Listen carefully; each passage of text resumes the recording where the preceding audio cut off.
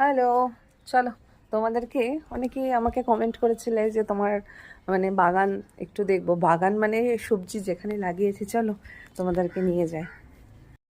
এই পাতাগুলো পাতা আবার ডাল, একটা ডাল কেটে দাও, মানে ডাল দিয়ে একটু করি, একটু ডগা ডগা যত কাটবে তত ভালো হবে।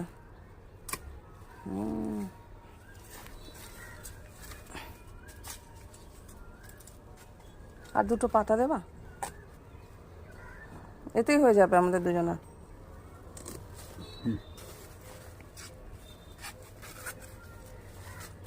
এই দেখো,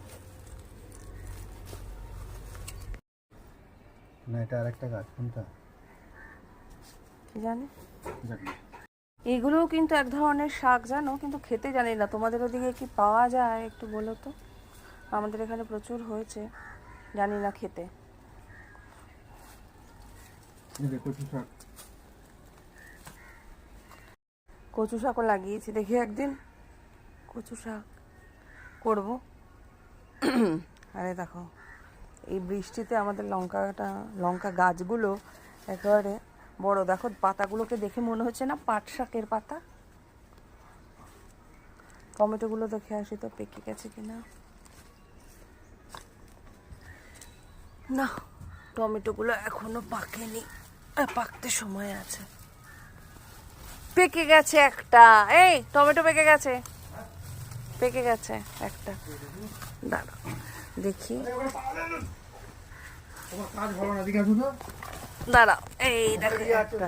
পা দিয়ে দেবো, এই দেখো পা দিয়েও দিলাম মনে হচ্ছে। আমার কর্তা ওখানে আদা গাছ লাগিয়েছিল, তার জন্য আমাকে বকা খেতে হলে আমি পা দিয়েছিলাম।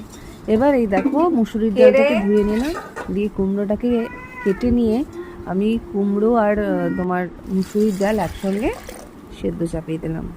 জাস্ট একটা সিটি মারলেই হয়ে গেল। দেখো তো, একটা সিটিতে এই ডালটা কিন্তু একটু সেদ্ধ হয়ে এসছে। সেদ্ধ মানে ভালোই সেদ্ধ হয়েছে, আমি 80% সেদ্ধ করেছি। তারপর টোটালি তোমার ঠিক হয়ে যাবে।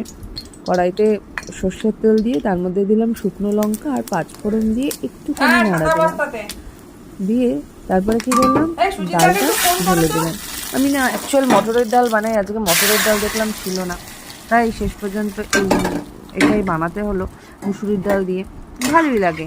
নামানোর আগে তোমার একটুখানি ঘি দিয়ে দেবে, পরিমাণ মতন হলুদ দেবে, একটু মিষ্টি। আমি একটু মিষ্টি দিই, এই ধরনের ডালে একটুখানি লাগে। আর এই হয়ে গেল আমার রান্না আজকের মতন।